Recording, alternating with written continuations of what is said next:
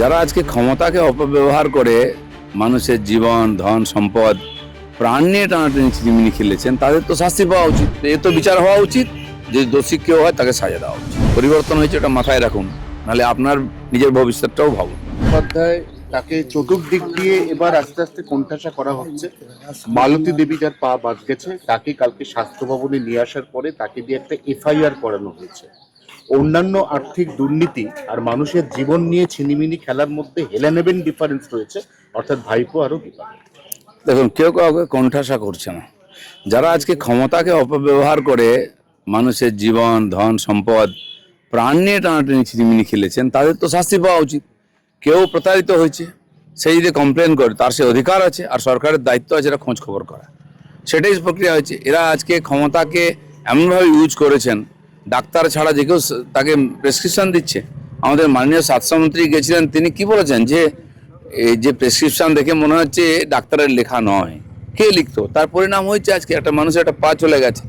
তো এ তো বিচার হওয়া উচিত, যে দোষী কেউ হয় তাকে সাজা দেওয়া উচিত। একটা কেস সামনে এসছে, এরকম কত কেস রয়েছে যারা তো এতদিন পর্যন্ত ভয়ে মুখই খোলেননি বা সবে তো সরকার পরিবর্তন 2 মাস হয়েছে, মানুষের একটু সাহস এসছে, নিজের অধিকারের কথা বলতে আরম্ভ করেছেন। তো তাতেই যেটুকু বোঝা যাচ্ছে এটা হচ্ছে হিমশৈলের চূড়া মাত্র।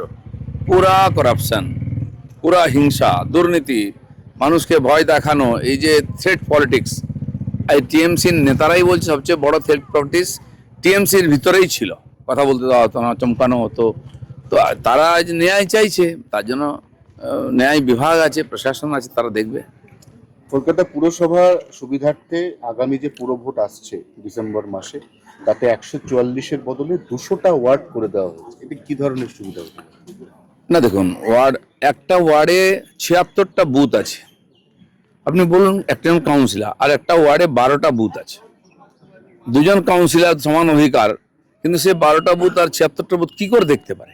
ওখানকার যারা প্রশাসনিক ব্যবস্থা আছে, সারা পশ্চিমবাংলায় আছে। মুর্শিদাবাদে 3টে লোকসভা, একটা জেলা। আমাদের উত্তর 24 পরগনায় 5টা লোকসভা, 35টা বেশি বিধানসভা। দক্ষিণে 3টে, 4টি লোকসভা। মেদিনীপুরে 3টে আছে, 2টো আছে এই জেলা। আর কালিম্পংয়ে একটা বিধানসভা, এটা জেলা। কেবল রাজনৈতিক স্বার্থে করা হয়েছে। ঠিকঠাক যদি প্রশাসন চালাতে হবে তাহলে এটা আগে বিভাজন করতে হবে। আমি পঞ্চায়েত মন্ত্রী, আমাদের এখানে এক একটা পঞ্চায়েতে 30টার বেশি পর্যন্ত সদস্য আছে, আর কোথাও 10টা 12টাও আছে ওয়েস্ট বেঙ্গলে। অন্য রাজ্যে তো 3-4টের বেশি নয় একটা পঞ্চায়েত। তারা সুষ্ঠু প্রশাসন দিচ্ছেন, প্রধান দেখতে পাচ্ছে, বাকি অফিসারও দেখতে পাচ্ছেন। আর এতগুলো পঞ্চায়েত হয়তো একটা সেখানে অফিসার নেই, সেক্রেটারি নেই, কি করে আমরা ডেভেলপমেন্ট করব? তো প্রশাসনিক সুধার আমরা করছি। আমরাও আরো 4000-এর বেশি পঞ্চায়েত করে দিচ্ছি। ব্লককেও ভাঙার দরকার আছে। একটা বিধানসভা, একটা ব্লক আমাদের নারায়ণগড় মেদিনীপুরে আছে। 250-300 বুথ আছে, গ্রাম আছে সেখানে। আপনি ভাবুন কি করে ভিডিও কাজ করবে, এদিকে কর্মী নাই। এগুলো সুধার করার দরকার আছে। লোকসভা বাড়বে, বিধানসভা বাড়বে, ব্লক জেলা সব বাড়বে। 5টা জেলা আমরা বাড়িয়েছি, পঞ্চায়েত বাড়িয়ে মিউনিসিপ্যালিটি বাড়িয়েছি।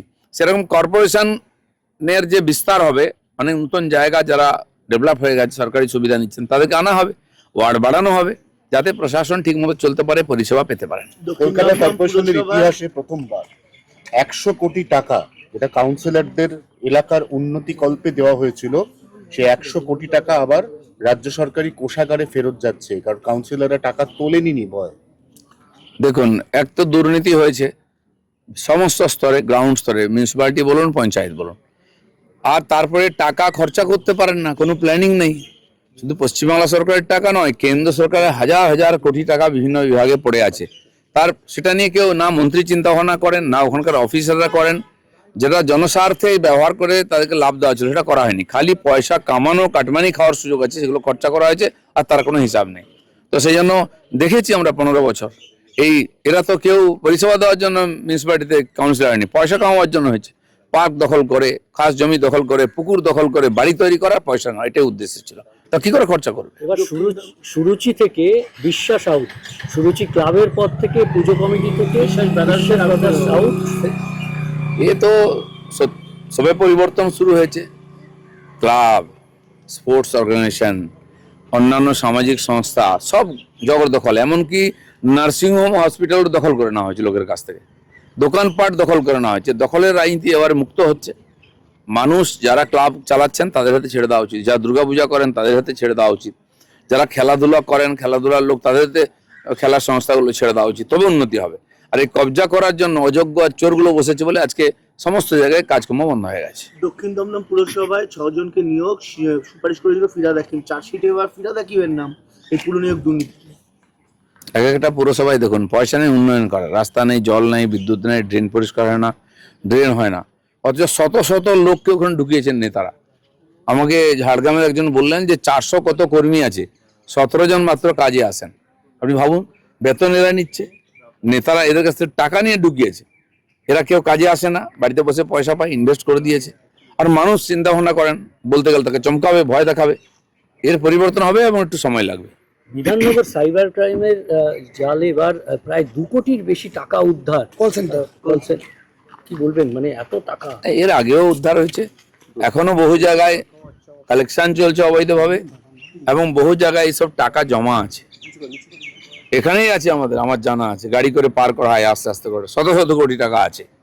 তো সময় হবে যখন সংস্থাগুলো করছে, তারা খুঁজে বার করছে, বার হবে, কাউকে ছাড়া হবে না। দেবরাজের 150 গ্রাম সোনা উদ্ধার ব্যাংকের লোকালে। সব্যসাচীর পর এবার সোনার মালিক দেবরাজ। দেখুন, অনেক সোনার ছেলে মেয়ে, অনেক সোনার নেতা পশ্চিমবাংলায় তৈরি হয়েছে, তার বিরুদ্ধে কেউ কমপ্লেন করছে বা ইনফরমেশন আসছে, সেগুলো ইনকোয়ারি হচ্ছে।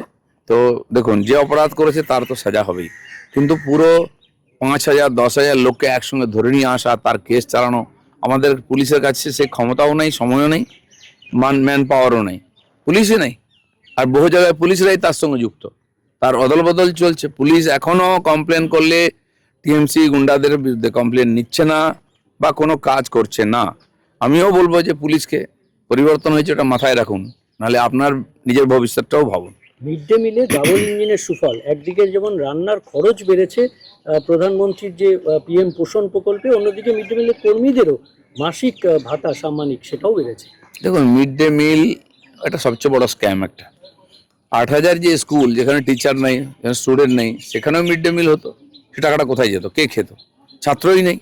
এরকম লম্বা লম্বা লিস্ট আছে সব জায়গায়, কিন্তু সেই লিস্টের লোক নেই, তার মিড ডে মিলটা চুরি হতে উপর থেকে নিচ পর্যন্ত। তো সেগুলো শোধরানো হবে এবং যেখানে মিড ডে মিল যাতে ঠিকঠাক রান্না হয়, পুষ্টিভাবে হয়, তার জন্য সরকার খরচা বাড়াচ্ছে এবং দেখাশোনা হবে যাতে বাচ্চারা খেতে পায়। গরিব বাচ্চারা কি ওখানে খাওয়া দাওয়া করবে, পড়াশোনা করবে, সেই জন্য মিড ডে মিল, সেটা লুটের রাজত্ব হয়ে গেছে। এবার আবাসিক স্কুলে এলপিজি সংযোগ সরকার 3,000 টাকা পর্যন্ত রাজ্যের সাহায্য দেবে এবং স্কুল শিক্ষা দপ্তরের এই নির্দেশিকা। সেখানে যে রান্না হতো, কি করে হতো, কোথা থেকে কাঠ আসতো, জ্বালানি আসতো, কেউ খোঁজ রাখে না। আর রান্নাঘরের এমন অবস্থা, আপনারা জানেন, টিকটিকি পড়ে বাচ্চারা অসুস্থ হয়েছে অনেক সময় সেই খাবার খেয়ে। পরিষ্কার পরিচ্ছন্নতা একটা গুরুত্বপূর্ণ ব্যাপার। বাচ্চারা আমাদের ভবিষ্যৎ, তাদের স্বাস্থ্যের দিকে নজর রেখে সরকার সব করছে। বলছি ঋতব্রত তৃণমূল গতকাল দেখা গেল যে গান্ধী মূর্তি পাদদেশে চলে গিয়েছে, বললো আমরা এক ধাপ এগিয়ে থাকলাম আমরা 21 জুলাইয়ের ক্ষেত্রে। এদিকে কালীঘাটপন্থী তৃণমূল এখনো তারা পড়ে রয়েছে, আদালত কবে মামলা শেষ করবে, জায়গা খুঁজছে, সবকিছু মিলিয়ে। টিএমসিদের মধ্যে কে এগোলো আর কে পিছলো সেটা নিয়ে চিন্তা নেই। পুরো পশ্চিমবঙ্গে যারা পিছিয়ে দিয়েছে তারা নিজেদের মধ্যেই কম্পিটিশন করতে পারে, সারা ভারতের সঙ্গে কম্পিটিশন করতে পারেনি।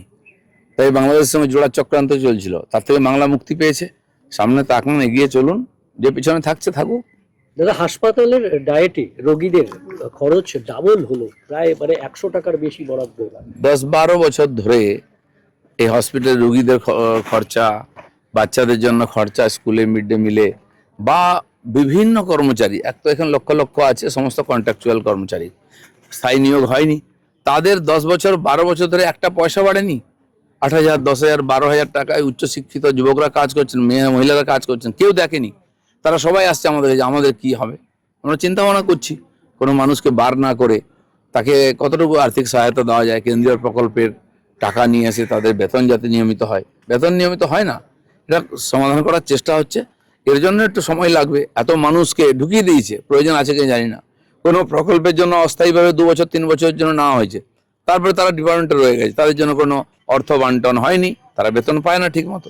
কোনো সময় ব্লকের বিডিও তাদেরকে একটু এদিক ওদিক প্রকল্পের কাজ দেন, 2-4 হাজার টাকা দেন, আর তারা ঘুরে বেড়াচ্ছেন।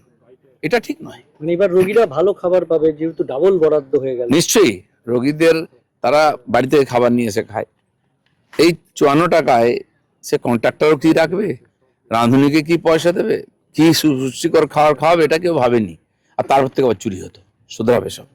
আরো ভালো ভালো খবর দেখতে সাবস্ক্রাইব করুন বাংলা হান্টের ইউটিউব চ্যানেল।